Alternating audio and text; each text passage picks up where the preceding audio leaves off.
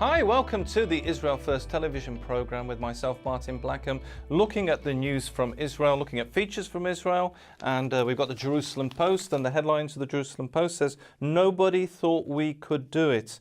Rescue of Thai boys accomplished," and we've got the 4 Thai Navy SEALs who were involved with the rescue. And what you might not know is that Israeli technology was used to rescue the cave-trapped boys.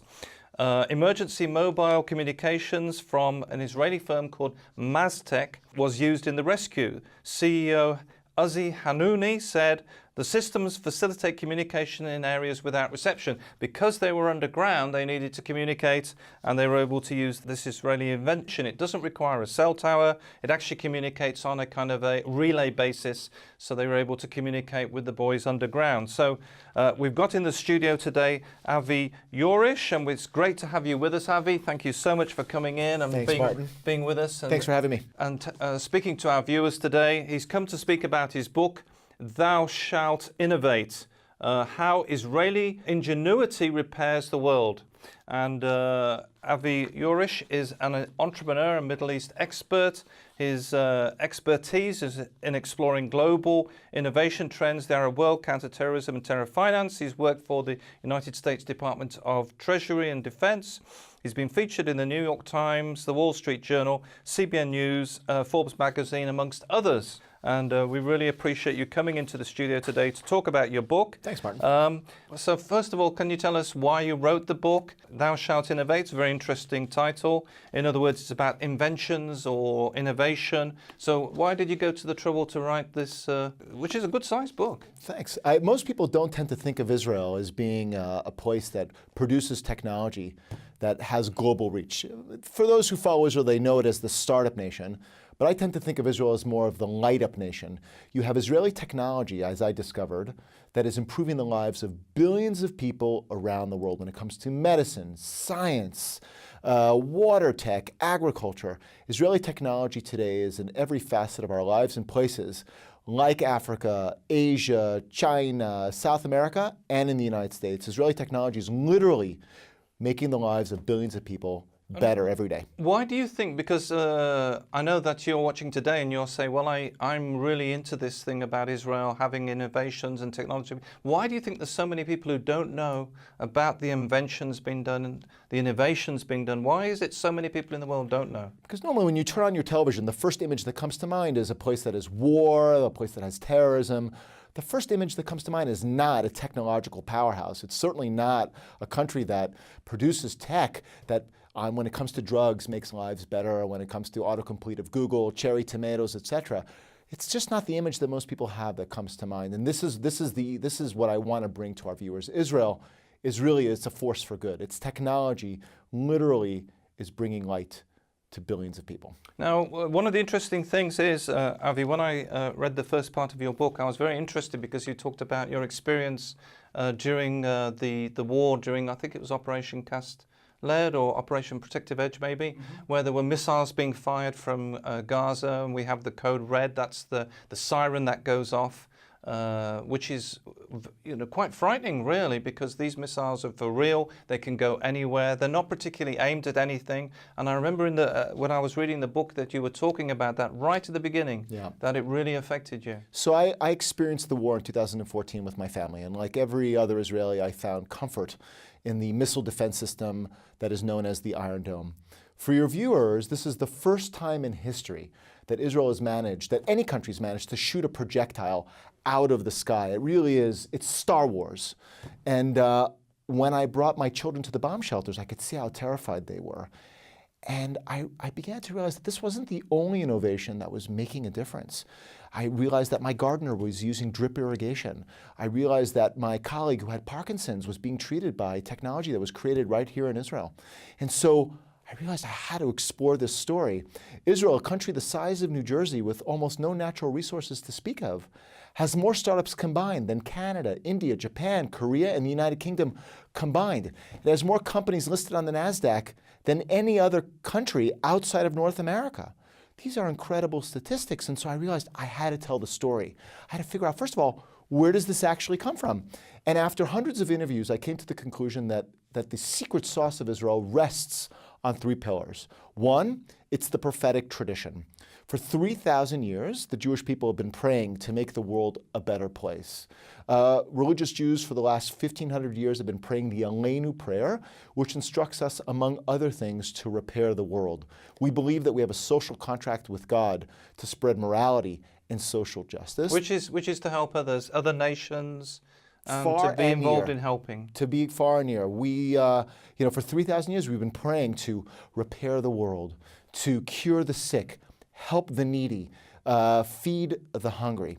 And when you marry that with the prophetic tradition, with secular institutions like amazing universities, smart government programs, and a very innovative military, plus diversity, those are the three pillars upon which the secret sauce of Israel stands.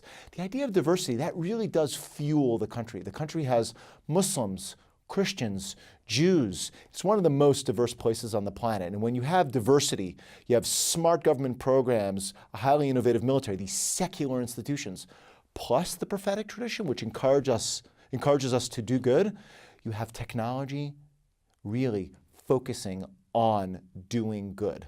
And that is what we're seeing in Israel today. And it's interesting because the kind of order of things is that people will leave school, volunteer for the army, and then very often they'll make connections in the army. And after they've left the army, then they'll think, well, what do we do next? And a lot of them go into the startup scene. Right, into enterprise, one way or the other, which is very interesting because in other countries that wouldn't happen. You'd normally go to university. Sure. You'd leave university and maybe get an internship in a company. Yeah. But here in Israel, it's almost like there's a force to go and innovate, to go and do something and change things. I'll tell you a secret. The Jewish mother, up until very recently, only wanted doctors and lawyers. And recently, the Jewish mother has changed her mind. She's pretty psyched to have an entrepreneur that's starting a startup. I mean, the country really has done extraordinarily well in having these startups. As I said, there are more startups combined than Canada, India, Japan, Korea, and the United Kingdom combined at this point. Now, if when they get the book, what kind of things are they going to see in there? So let's talk about a few of my favorite innovations. United Rescue, which we talked about just before the show. If I were to have a heart attack right now in your studio, Martin, what would you do? We'd have to ring for the ambulance. You'd call 911. And on average, in Israel and around the world, the average is 20 minutes before an ambulance arrives. And in a country like Israel, which has been embroiled in war on and off for the last 70 years, and certainly has its fair share of terrorist attacks, 20 minutes is often too long. And so my colleague and friend, Eli Beer, started an organization called United Hatzalah, which in English means United Rescue. And he did three things. First, he brought together 5,000 emergency responders of various faiths, Christians, Muslims, and Jews. He gave each and every one of them a smartphone application that acts like Uber. But instead of calling a cab, it calls the 5 nearest emergency responders. And to many of them, he gave something very low tech called an ambucycle. It's like a moped with a box in the back with medical supplies. The national average now to bring an emergency responder is 3 minutes. And in every major metropolitan area in Israel, it is 90 seconds. And so while the ambulance still arrives 20 minutes later to bring someone to the hospital, you now have an emergency practitioner that arrives very, very quickly. And practically, that's very important because if it's a major cut or a major bleed, those first few minutes are vital because if you lose a lot of blood or if you haven't got someone paying attention to you. Correct. But you talked about cuts and bleeds, right? For you viewers that live in the United States or Europe or in Australia and New Zealand, Israel created the emergency bandage, which is standard issue today in the US military, the Israeli military, New Zealand, Australia, and large parts of Europe. It literally, you wrap it around like a traditional bandage, and then there's a handlebar that you actually literally circle around. It has saved the life of Congresswoman Gabby Giffords, and it's used today in battles in Iraq and Afghanistan and around the world. And that was actually produced, speaking of diversity, by an American who moved to Israel. The CEO of the company is a Yemeni Jew, and it's produced in the northern part of the country of Israel by a Sunni Arab Bedouin man who only employs 50 women. Talk about a story of diversity to improve humanity. Wow. And one of the stories that I love in the book is the drip irrigation. Wherever you go in Israel, we see the pipes. Not only in Israel, but around the world. So let's talk about just water independence in general. Israel is the only country in the world that is a self-declared water superpower. Now, what does that mean? It means that it's no longer dependent on its neighbors or the weather for its water needs. And it's done that using 5 different innovations. So first, which is a miracle in itself, because it basically we're deserts and I mean, think about it. Israel is a country that is 60% desert. When the country was founded 70 years ago, there were no natural resources to speak of. And today, 70 years later, to have declared water independence is really nothing short.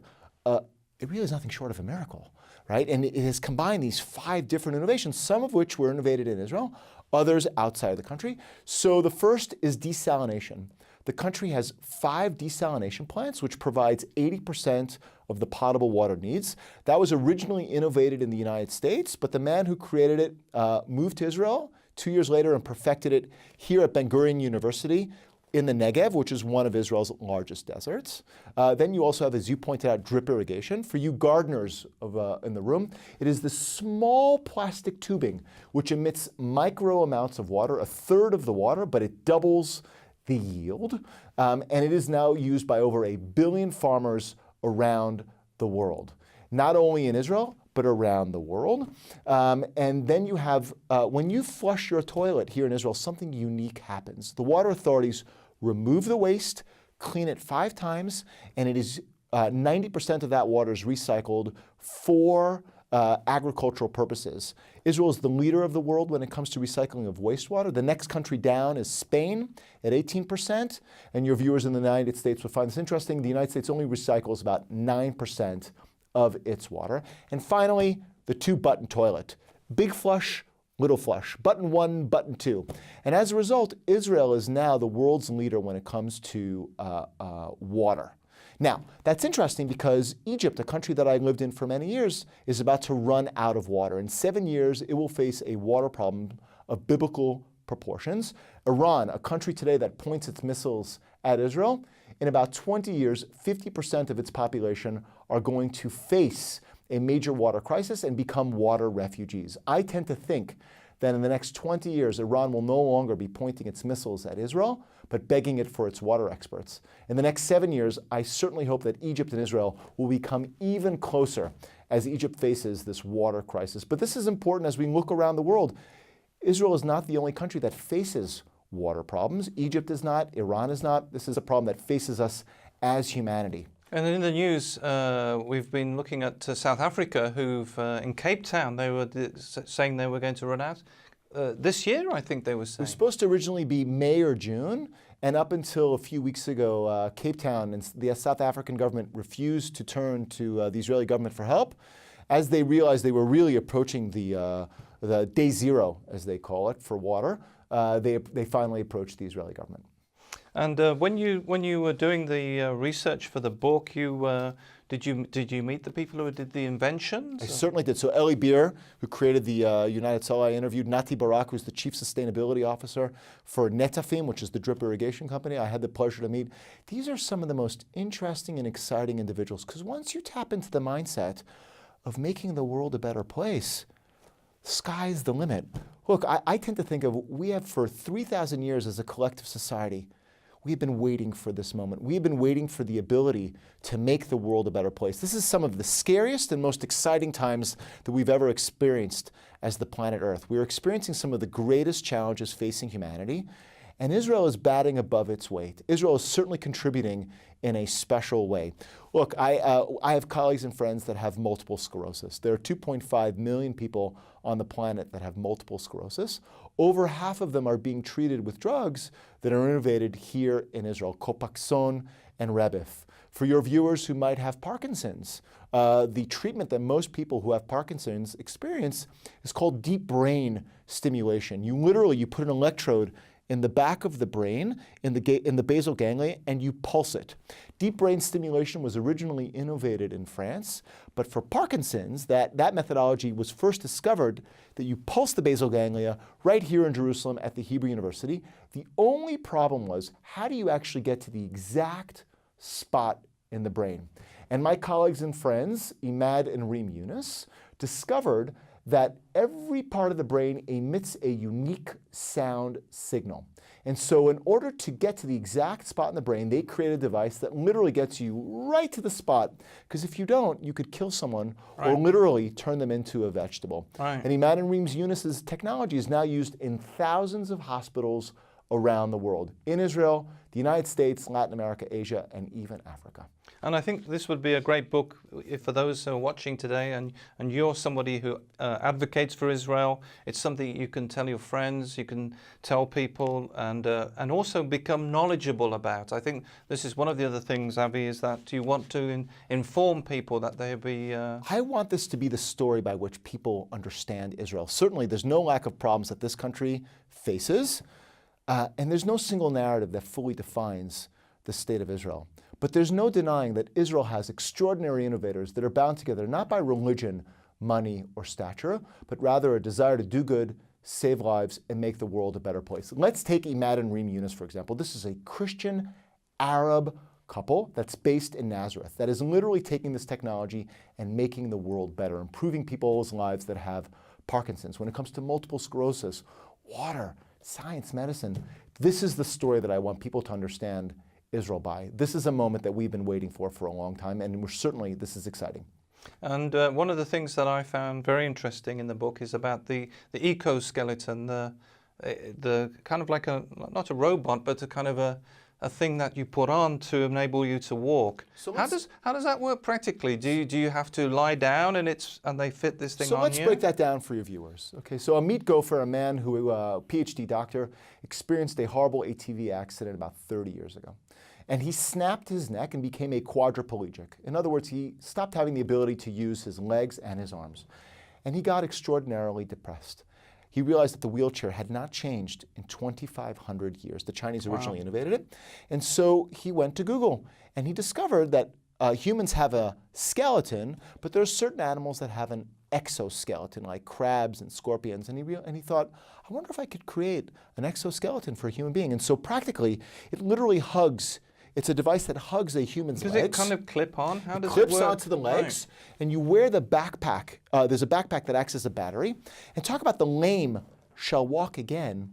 Now, paraplegics are not only walking again, but 5 years ago, the first human paraplegic ever ran a marathon for the first time. Just 3 or 4 weeks ago at the London Marathon, it happened again. So the lame are not only walking again, but they are running marathons. Now, Amit Gopher, interesting story, he himself, ironically, was not able to benefit from his own innovation, so he created a Segway-like device that allows a quadriplegic to stand up again and zip around and see their loved ones at eye level. Wow, wow, that's such an amazing story. And there's so many medical, one of the things I find, Avi, in the book is there's so many medical, it seems to be one of the specialities. And there's two things that I was interested in the medical things. There was something that sniffs cancer. Yeah.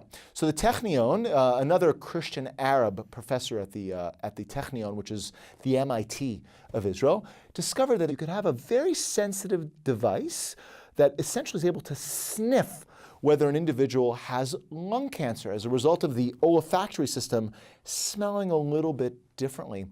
Israel is now specializing in these medical devices, in large part, I believe, again, for this idea of, for 3,000 years, when you repeat the idea of curing the sick, helping the needy, and you combine that with a highly innovative military and smart government programs, Thou Shalt Innovate. Wow, and then there's a pill with a camera in it? So the pill cam is a wonderful device. For those of us that have GI, gastro issues, Gabi Dan discovered that if you swallow a pill that has it's like a pill-sized device that has a camera embedded inside of it, it goes through your GI tract, and for the first time we were able to see the small intestine, and you're able to see things that afflict the human body in a way that we have never been able to see before. Wow, wow.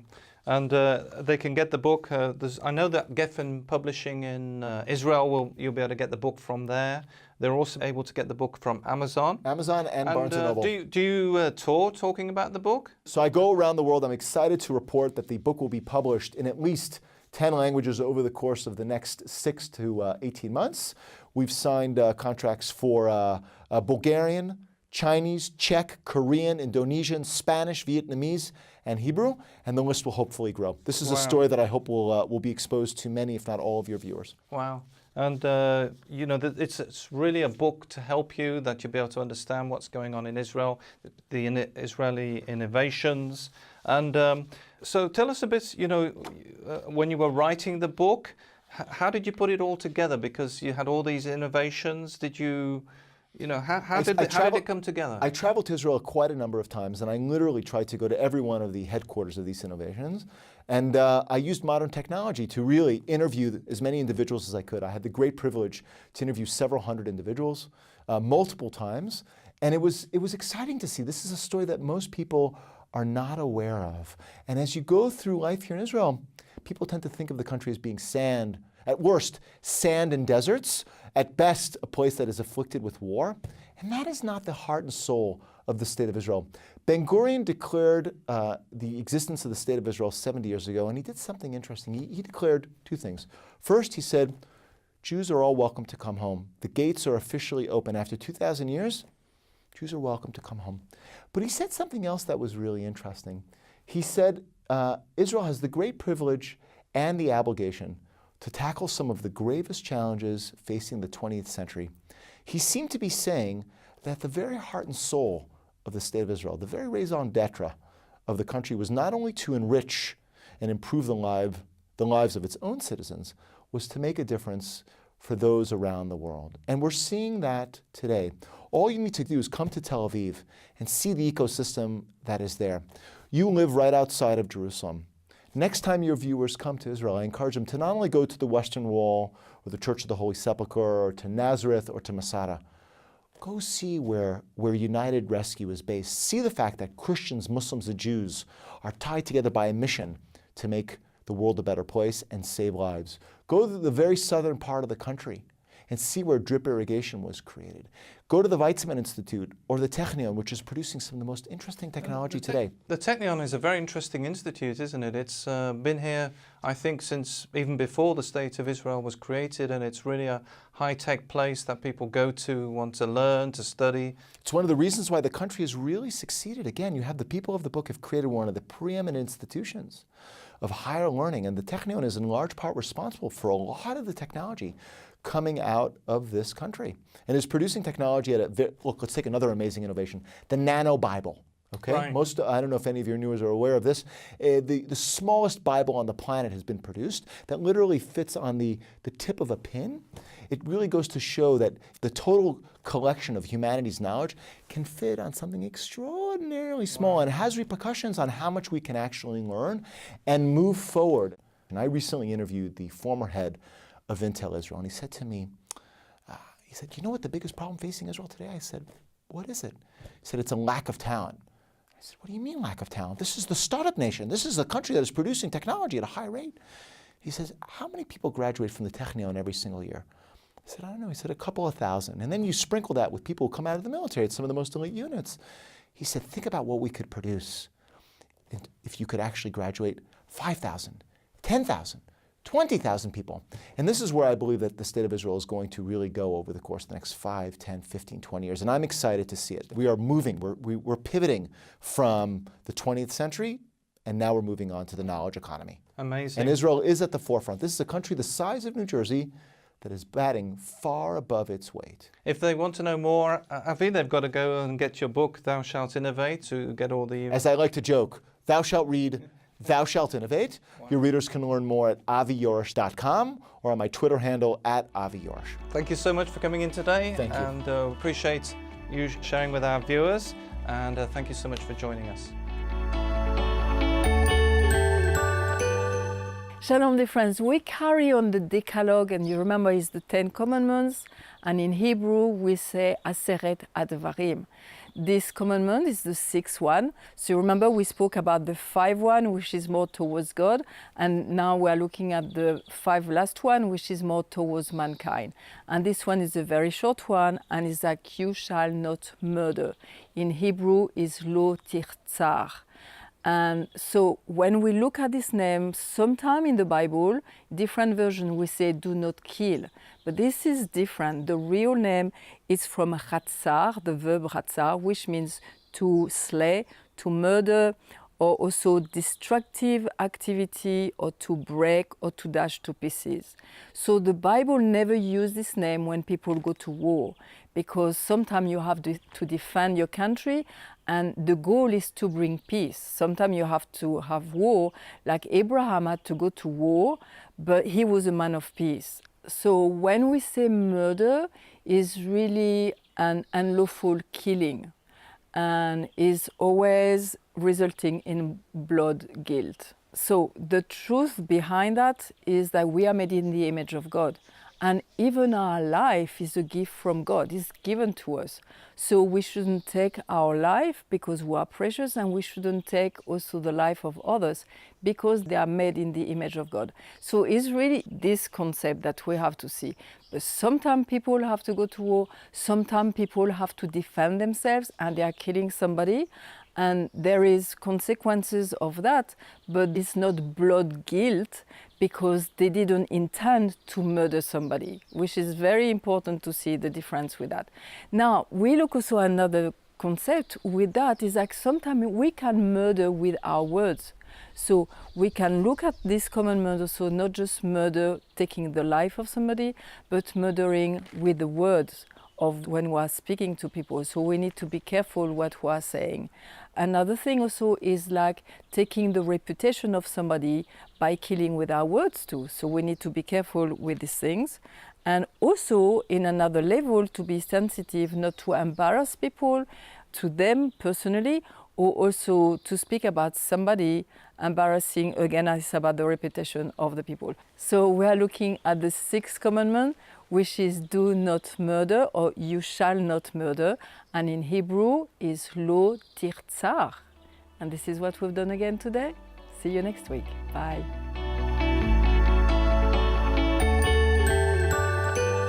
Thank you so much for joining us today on the program, and we've been looking at Israeli innovations with Avi Jorisch in the studio. Don't forget you can email us at info@israelfirst.org, visit the website www.israelfirst.org, and remember we're the program that looks at the land, the people and the language.